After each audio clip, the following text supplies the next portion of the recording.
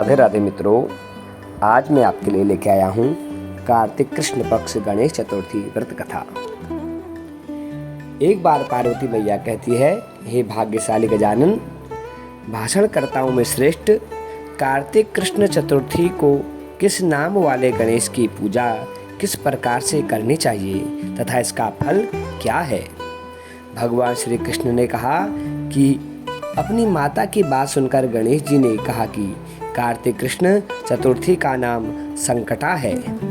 उस दिन पिंग नामक गणेश जी की पूजा करनी चाहिए। पूजन पूर्वोक्त रीति से करना चाहिए। भोजन एक ही बार ग्रहण करना चाहिए।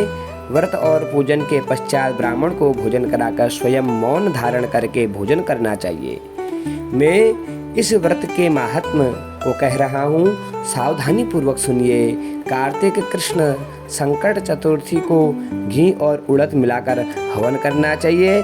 ऐसा करने से मनुष्य को सर्वसिद्धि प्राप्ति होती है।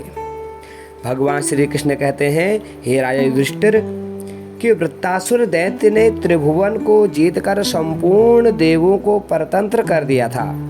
उसने देवताओं को उनके लोकों से निष्कासित कर दिया। परिणाम स्वरूप देवता लोग दसों दिशाओं में भयभीत होकर भाग गए। सभी देवगण इंद्रदेव के नेतृत्व से भगवान विष्णु की शरण में गए। सभी देवगण की बात सुनकर भगवान विष्णु ने कहा कि समुद्र द्वीप में बसने के कारण वे निरापद होकर उच्छृंखल एवं बलशाली हो गए हैं। पितामह ब्रह्मा जी से किसी देवों के द्वारा न मरने का उन्हें वरदान प्राप्त है। अतः आप लोग अगस्त्य मुनि को प्रसन्न करें। वे मुनि समुद्र को पी जाएंगे। तब दैत्य लोग अपने पिता के पास चले जाएंगे और आप लोग सुखपूर्वक स्वर्ग में निवास करने लगेंगे। अतः आप सभी लोगों का कार्य अगस्त्य मुनि की सहायता से पूरा होगा।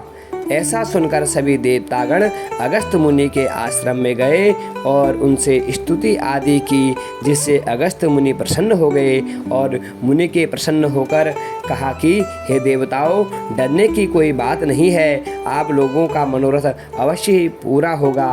मुनि की बात से सभी देवगण अपने अपने लोक में चले गए। इधर मुनि को चिंता हुई कि 1,00,000 योजन इस विशाल समुद्र को मैं कैसे पी सकता हूँ।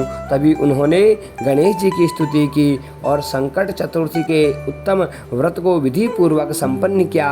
3 महीने तक व्रत करने के बाद उन पर गजानन प्रसन्न हुए।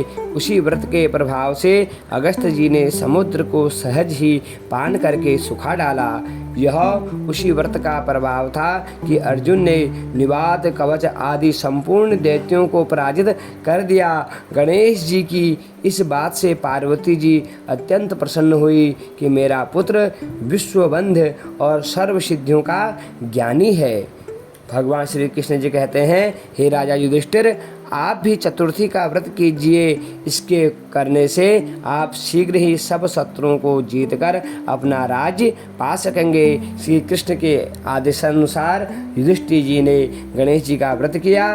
व्रत के प्रभाव से उन्होंने शत्रुओं को जीतकर अखंड राज्य प्राप्त कर लिया। केवल तथा सुनने से ही हजारों अश्वमेघ और सैकड़ों वाजपेयी यज्ञ का फल प्राप्त होता है। ऐसी यह मंगल कथा है। साथ ही पुत्र पौत्रादि की वृद्धि होती है और घर में आए हुए समस्त प्रकार के संकट, राग, द्वेष, छल, कपट जो आपके प्रति हो रहे हैं वह अनायास ही जो है सब दूर हो जाते हैं और भगवान गणेश जी की कृपा से आपके घर में सुख, समृद्धि, ऐश्वर्य की वृद्धि होती है। हर हर महादेव। श्री गजानन भगवान की जय हो।